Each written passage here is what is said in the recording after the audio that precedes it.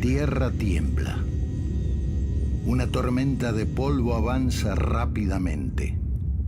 De ella emergen cientos de jinetes. Pero sobresale un hombre de mirada intensa y voz de mando. Cangapol. Por primera vez en su historia, Buenos Aires va a experimentar la furia del indio. No hay tiempo para escapar. No hay lugar donde esconderse. El malón ya está aquí.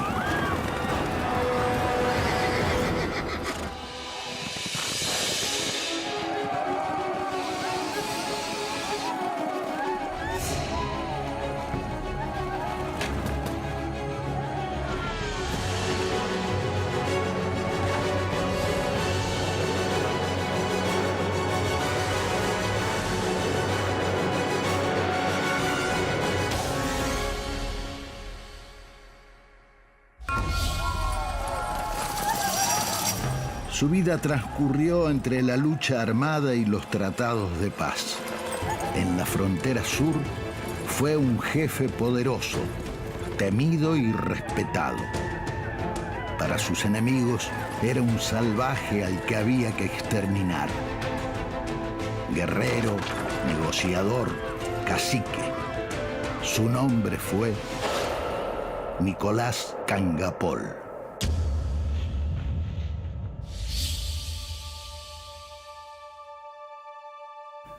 Hacia el siglo XVI, en la región central de la actual Argentina y Chile, había 4 grandes grupos indígenas: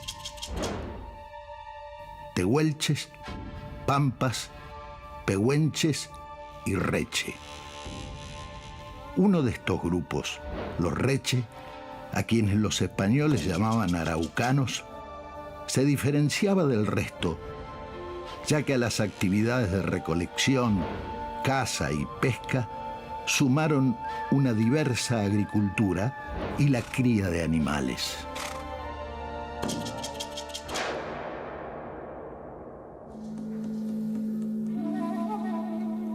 Pero la ambición española avanza hacia el sur del virreinato y transforma la vida de las comunidades.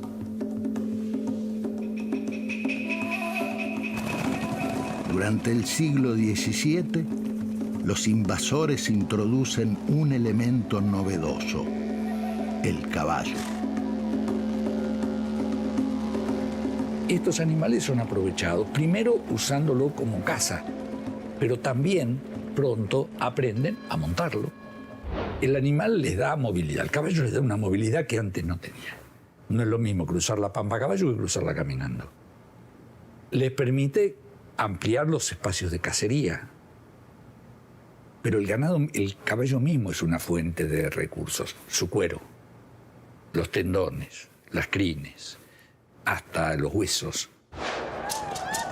Los pampas, pehuenches y tehuelches se convierten en jinetes avesados. Sus zonas de caza y recolección se amplían.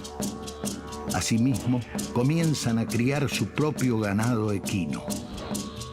Esta situación les permite estar mejor preparados ante una eventual embestida enemiga.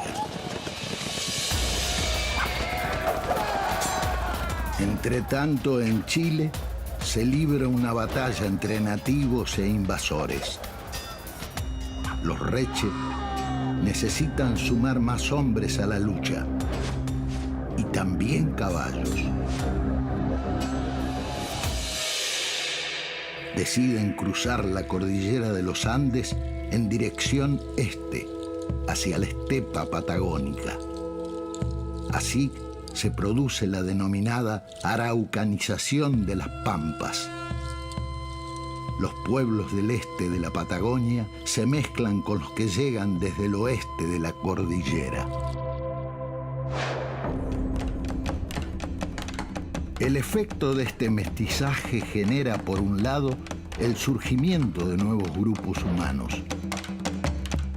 Por otro, se desarrollan la agricultura, el trabajo textil y el metalúrgico.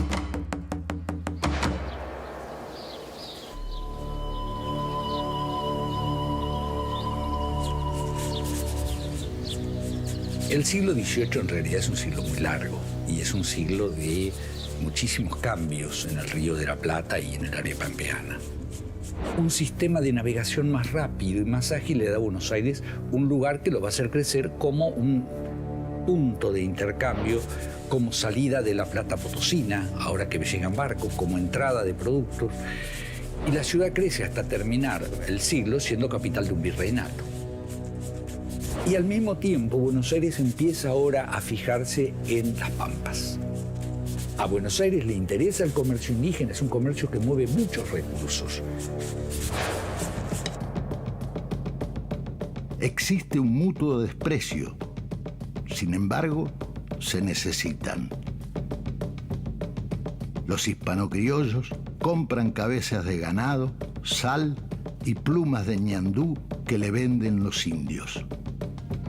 Y estos les compran prendas de algodón, tabaco y yerba, entre otros productos. Estos intercambios generan rutas de circulación de mercancías. Es un sistema comercial que prospera sin ningún tipo de regulación.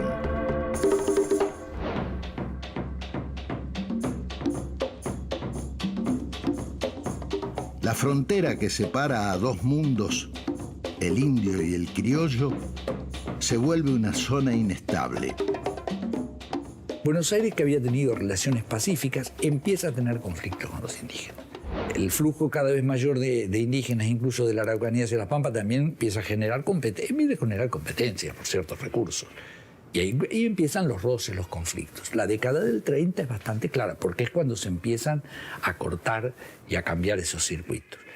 Y ya a fines de la década hay ataques, hay robos en la frontera, pero todavía son operaciones más chicas. El año 40 va a ser crucial, y no por un hecho económico. Pese a la actividad comercial entre indígenas e hispano-criollos, la tensión en la frontera persiste. Los caciques reafirman su liderazgo conduciendo ataques contra la sociedad colonial.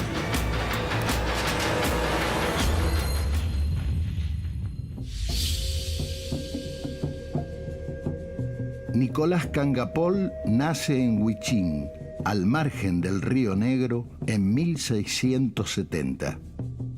Es hijo del cacique Juan Cacapol, hombre respetado por la comunidad. A medida que Nicolás crece, comparte las funciones y el poder con su padre. Lentamente se forja su espíritu atrevido y guerrero.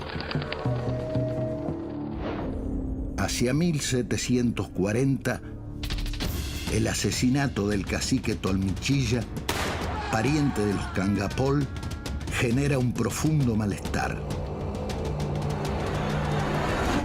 El contramaestre de campo mata a un grupo de indígenas que son amigos y que son parientes de estos dos de Cangapol y Cacapol, que deciden vengarlos, organizan un ataque a Buenos Aires, y es un ataque terrible que se hace a fines del 40.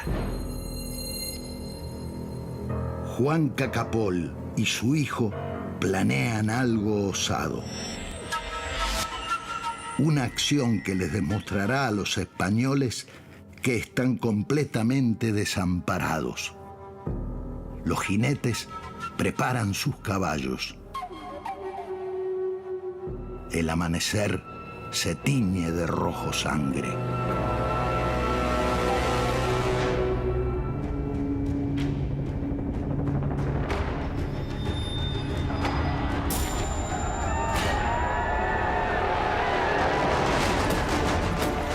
El Malón avanza por arrecifes. Las lanzas no tienen clemencia. Juan Cacapol y su hijo parecen ser uno. Un solo guerrero que maniobra hábilmente su arma. Un ejecutor de muerte rápido, efectivo. La sangre hispana salpica la tierra. Cumplida la misión, los indios se marchan hacia la zona de Luján.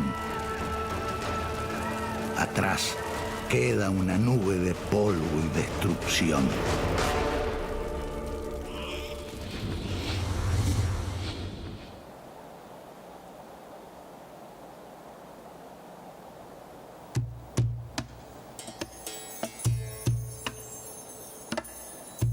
El objetivo de la coalición multiétnica liderada por Cangapol fue demostrar su irritación por los ataques que habían cometido los españoles previamente. O sea, era devolver un daño recibido. Lo que se hizo fue eliminar un número suficiente de españoles, que debían ser gente que opuso resistencia, capturar prisioneros, quizás con la intención de canjearlos por familias prisioneras en manos de los españoles, y resarcirse. Poco después del Malón ocurre un hecho que cambia la vida de Nicolás para siempre. Juan Cacapol muere. El muchacho se conmueve al ver que su pueblo lo reclama como cacique. Así llega al poder el jefe más poderoso de las tribus pampeanas. Es la hora del cacique bravo. La imagen de su crueldad puede estar o arraigarse en dos hechos.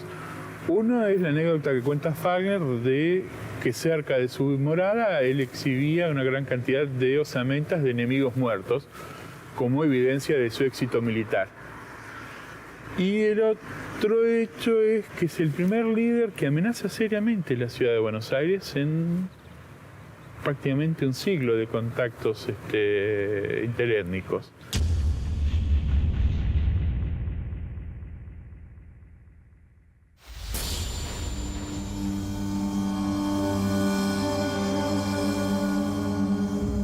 El Malón de 1740 genera un nuevo escenario en la frontera sur. Las autoridades coloniales buscan desesperadamente una solución a lo que ven como un problema: los indios. La estrategia consiste, por un lado, en la instalación de pequeños fortines. Estas estructuras se instalan con miras a detener los malones. Pero la furia europea no logra silenciar el clamor de los nativos. Es así como se aplica otro recurso: la religión. En Buenos Aires prácticamente es la única experiencia misional que hay hasta ya el siglo XIX y que es pedida por los caciques. Las misiones duran poco, relativamente, y en realidad son un fracaso. En primer lugar, estas misiones no son bien recibidas en Buenos Aires. Era meter un intermediario en el comercio con los indígenas. Es decir, los jesuitas lo que tienen claro es que cuando ponen pueblo de indios, los blancos fuera, y es la orden la que actúa como mediador y controlador de las relaciones con el mundo blanco. Eso lo han hecho en las misiones del Paraguay. Por otro lado, en Pampa es diferente. Son poblaciones que no tienen tradición de sedentarismo. Son móviles. Los indios llegan a la misión, están una temporada y se van. Y después vuelven. Entonces, el problema es cómo mantener esas haciendas o esas estancias. Lo logran en parte, en alguna de las misiones, sobre todo en la de la Concepción, que es la que está más cerca del río Salado, se arma una cierta estancia, pero que es insuficiente para mantener todo el sistema misional. Paralelamente, la corona española implementa una serie de pactos con los jefes indios. Se incentivan los liderazgos a fin de que los acuerdos fueran duraderos. Así sucede con Cangapol. Desde Buenos Aires se envía una comitiva de 300 españoles al mando del capitán Cristóbal Cabral. acompañado por el jesuita Matías Strelbel. Las negociaciones duran 3 días. Finalmente se acuerda la paz. Cangapol es nombrado defensor de la frontera sur. Este cargo lo sitúa por sobre las demás comunidades pampas y serranas.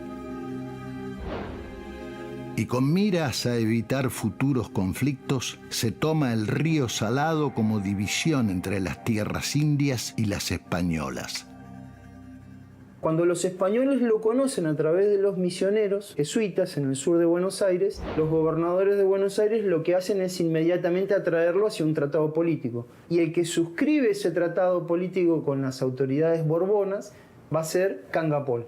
Y entonces en el mapa, por ejemplo, va a decir, por primera vez, frontera con los indios a partir del tratado de 1744. Y entonces aparece por primera vez en un papel diplomático que los españoles reconocen el territorio indígena al otro lado del río Salado de Buenos Aires y la figura política de Cangapol. ¿Sí? A Cangapol en el tratado lo nombran maestre de campo de las sierras. Asimismo, el acuerdo permite que se establezcan otras 2 reducciones misioneras.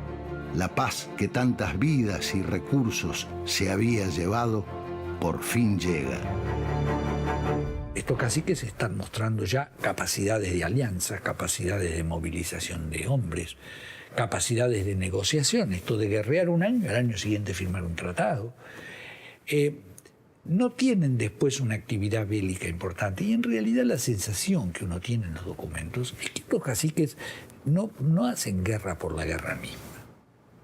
Es decir, en última instancia la guerra es un elemento que se integra dentro de su componente social, pero con objetivos mucho más puntuales.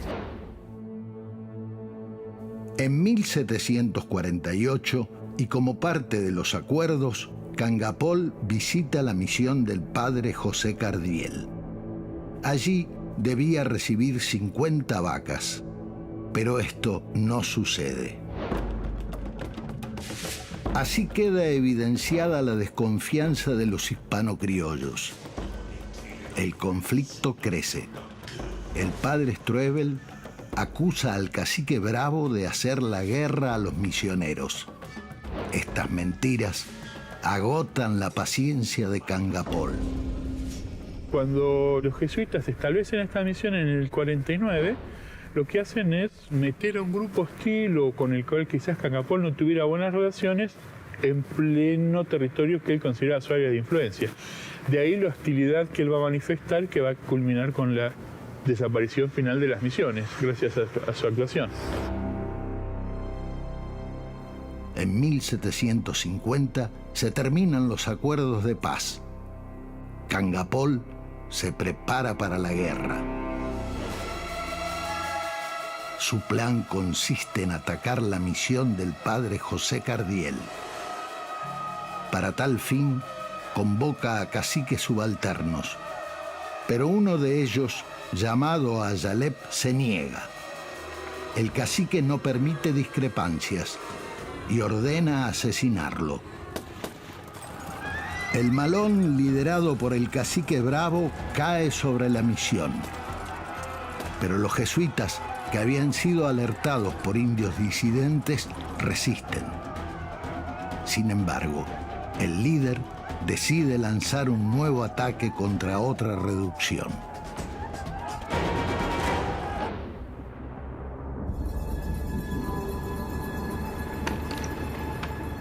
La tierra tiembla.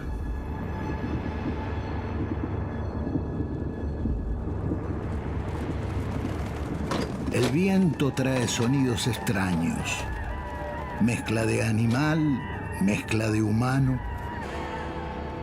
Los jesuitas están atrincherados, imploran la ayuda divina, pero no reciben respuesta. El malón llega a la reducción. Cangapol comienza el ataque.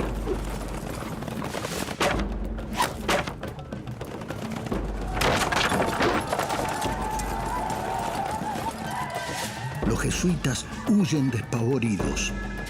Una risa parte el aire. El cacique bravo saquea el lugar, celebra la victoria junto con sus hombres.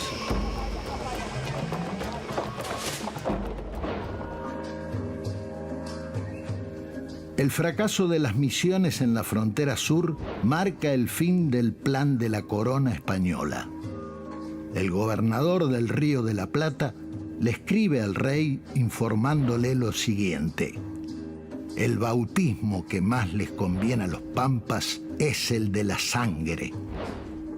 Sin embargo, las comunidades indias resisten.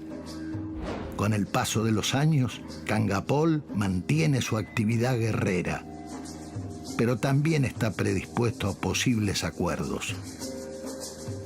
En el año 1755, a sus 85 años de edad, el cacique firma un nuevo tratado de paz. Y la muerte de Cangapol en 1757, que se produce cerca del fuerte de Chascomús, porque él está sentado en ese lugar, lo que va a provocar es que, bueno, estas alianzas, por decirlo de alguna forma, se tejan de vuelta. Nicolás Cangapol fue un líder que defendió a ultranza los intereses de su pueblo. Supo combinar la negociación con la guerra cuando la situación lo ameritaba. Esto lo mantuvo intacto hasta el momento de su partida física. En 1790, las autoridades españolas y los líderes indios establecieron un pacto de no agresión. Nuevamente, los habitantes del sur pudieron vivir en paz. De esta forma, se cumplió el objetivo del cacique bravo de las Pampas.